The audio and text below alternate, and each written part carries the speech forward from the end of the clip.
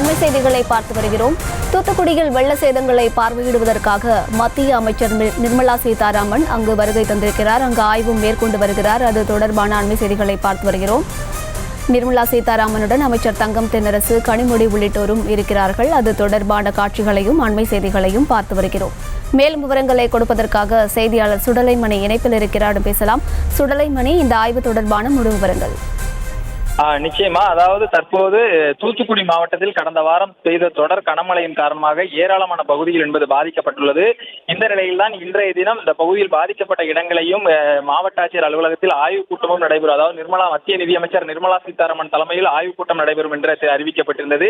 இதனையடுத்து மதியம் 12 மணி அளவில் விமானம் மூலம் தூத்துக்குடி வருகை தந்த மத்திய நிதியமைச்சர் நிர்மலா சீதாராமனுக்கு தமிழக அரசு சார்பில் வரவேற்பு என்பது அளிக்கப்பட்டது. அதைத் தொடர்ந்து தூத்துக்குடி மாவட்ட ஆட்சியர் அலுவலகத்தில் ஆய்வுக் கூட்டம் என்பது நடைபெற இருந்தது. இதற்காக அங்கு மாவட்ட ஆட்சியர் அலுவலகத்திற்கு வருகை தந்த மத்திய நிதியமைச்சர் நிர்மலா சீதாராமனை தமிழக நிதித்துறை அமைச்சர் தங்கம் தென்னரசு மற்றும் தூத்துக்குடி பாராளுமன்ற உறுப்பினர் கனிமொழி ஆகியோர் வரவேற்றனர்.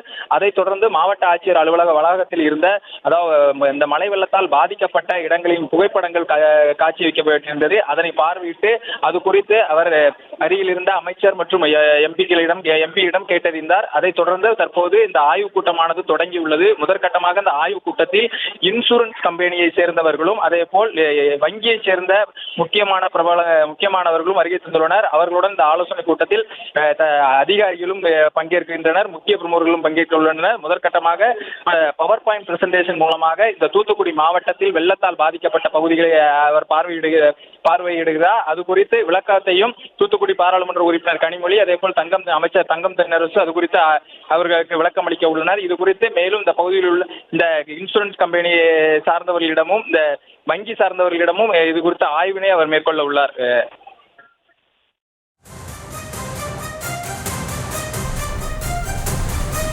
விவரங்களை வழங்கியமைக்கு நன்றி சுடலைமணி.